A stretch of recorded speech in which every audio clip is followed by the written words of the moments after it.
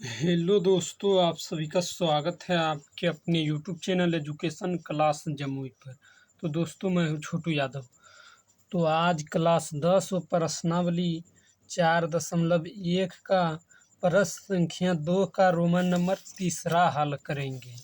तो देखिए क्या कारण रोहन की माँ उससे 26 वर्ष बड़ी है, तो उनकी आयु वर्षों में का गुणनफल अब से 3 वर्ष पश्चात 360 हो जाएगी। तो हमें रोहन की वर्तमान आयु ज्ञात करनी है।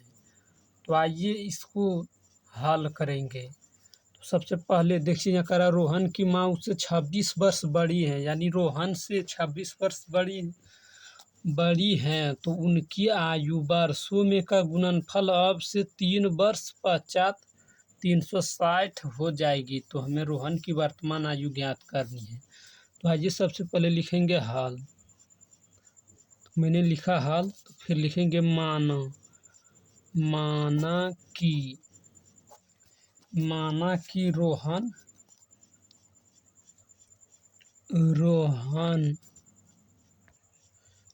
माना कि रोहन की वर्तमान आयु बराबर x वर्ष मानेंगे, और रोहन की माँ की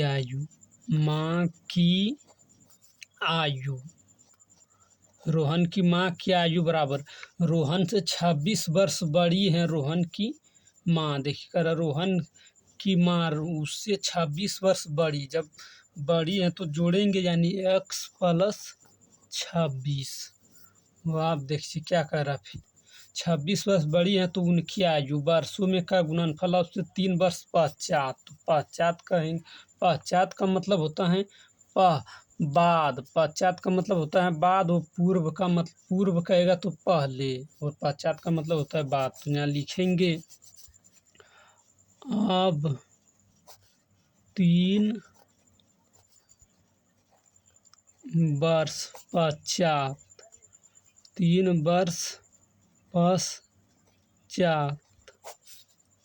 रोहन की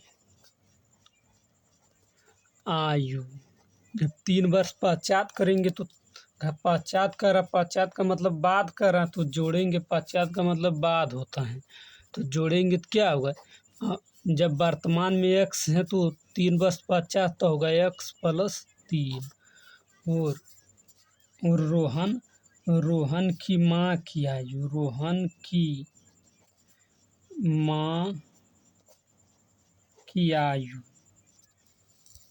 की माँ की आयु क्या होगा, जब वर्तमान में है x + 26, तो 3 वर्ष पश्चात क्या होगा x + 26 और +3 जुट जाएगा, तो क्या होगा इसका x + 29।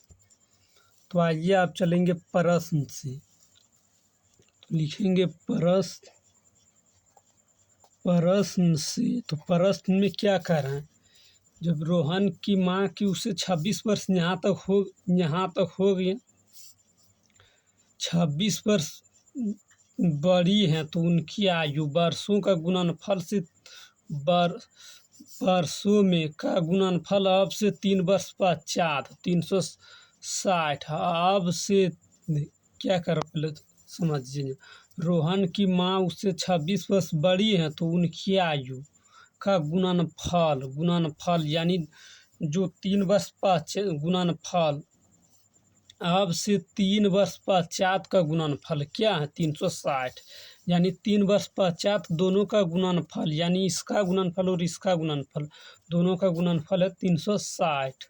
यहाँ लिखेंगे x प्लस रोहन की 3 वर्ष पश्चात क्या है x + 3, और रोहन की माँ की क्या है x + 29। ये दोनों का गुणनफल क्या है 360 कर दिए, और आप गुना करिए इसको। तो x गुना x करेंगे तो क्या होगा x² और x गुना 29 करेंगे तो +29x, और अब देखिए 3 गुना एक्स में करेंगे तो प्लस 3x होगा, और 3 गुना 29 करेंगे, जब 3 गुना 29 करेंगे तो 87 होगा, प्लस 87 और बराबर 360। तो आप देखेंगे एक्स स्क्वायर का एक्स स्क्वायर, वो देखिए 29x और 3x क्या होगा 32x, और प्लस 87, और देखिए 360 है तो प्लस में 360 है बराबर किस पर, तो इस पर लाएंगे तो माइनस में 360 होगा, और बराबर में कुछ नहीं है तो 0। और अब देखिए एक्स स्क्वायर और प्लस 32x और 360 में से 87 हम घटाएंगे तो माइनस में 360 है, और माइनस 360 में प्लस 87 करेंगे तो क्या बचेगा -273, और बराबर में कुछ नहीं है तो 0। तो यही आंसर है। देखिए द्विघात समीकरण के रूप में व्यक्त हो गया, तो लिख देंगे द्विघात समीकरण को संतुष्ट कर रहे हैं, क्योंकि अधिकतम घात यहाँ 2 है। देखिए 2 तो है, अधिकतम घात 2 है, x square plus 32x minus 273 बराबर 0। तो ये द्विघात समीकरण को संतुष्ट कर रहे हैं, तो यहाँ लिख देंगे अतः द्विघात समीकरण को संतुष्ट करता या करती हैं। तो यही आंसर है।